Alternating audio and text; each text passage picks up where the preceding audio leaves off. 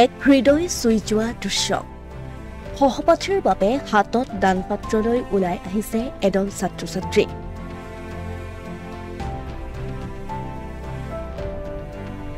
উদ্দেশ্য কৰ্কট ৰোগত আক্ৰান্ত নৱম শ্ৰেণীৰ ছাত্ৰী জাহ্নৱীক সহায়। এক জটিল ৰোগত আক্ৰান্ত এগৰাকী ছাত্ৰীৰ চিকিৎসাৰ বাবে অৰ্থ সাহায্য বিচাৰিছে সহপাঠীসকলে। তেওঁলোকক সহায় কৰিছে জ্যেষ্ঠ কনিষ্ঠ ছাত্ৰ-ছাত্ৰীসকলে। তেওঁলোকৰ মহানুভৱতাই এতিয়া দৃষ্টি আকৰ্ষণ কৰিছে সকলোৰে। এই দৃশ্য গহপুৰৰ পূবদুবীয়া উচ্চ মাধ্যমিক বিদ্যালয়ৰ।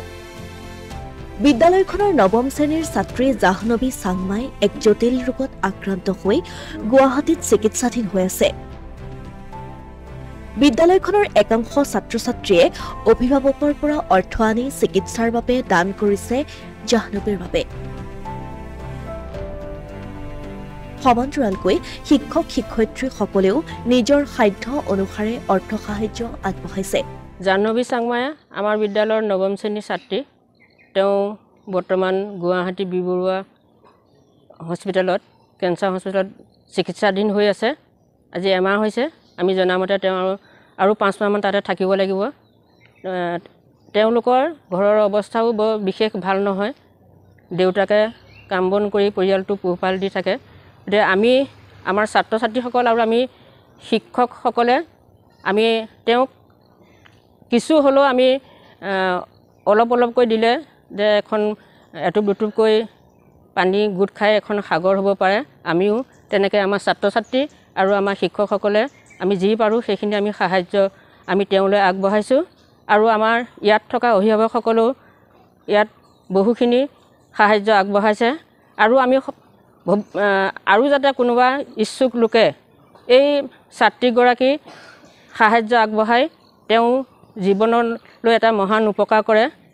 তেওঁ যাতে আকৌ আহি আমাৰ এই ল'ৰা ছোৱালীৰ লগত হাঁহি মাতি থাকিব পাৰে, সেই তাৰ বাবে আমি সকলোকে অনুৰোধ কৰিছোঁ, কৰজোৰে অনুৰোধ কৰিছোঁ সকলোৱে যাতে তেওঁৰ বাবে যি পাৰে সহায় আগবঢ়ায়।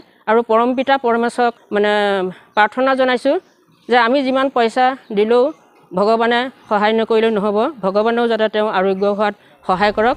চিকিৎসাৰ বাবে অৰ্থ সংগ্ৰহ কৰাই নহয়। উল্লেখ্য যে দুবিয়া বৰিগাঁৱৰ নিবাসী তথা দিন হাজিৰা কৰি পৰিয়াল পোহপাল দিয়া হেমন্ত চাংমাই আৰু ববী চাংমাইৰ জ্যেষ্ঠ কন্যা জাহ্নৱী। জাহ্নৱী 3 মাহৰ পূৰ্বে কৰ্কট ৰোগত আক্ৰান্ত হৈছিল।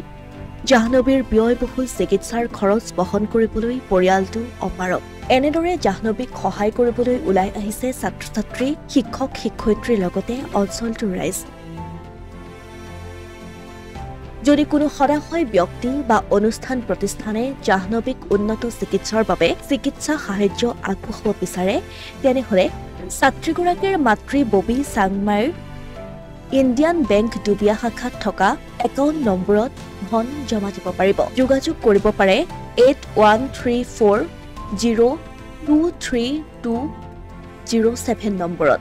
এতিয়া নৱম শ্ৰেণীত অধ্যয়নৰত জাহ্নৱীক প্ৰয়োজন আপোনাৰ মোৰ সহায়ৰ। ৰাইজৰ কণমান সহায় পালেই হাঁহি বিৰিঙি উঠিব পাৰে পৰিয়ালটোৰ ওঠত। আপোনাৰ কণমান সহায়ে প্ৰাণ দিব পাৰে জাহ্নৱীৰ খেতা পৰা আশাত।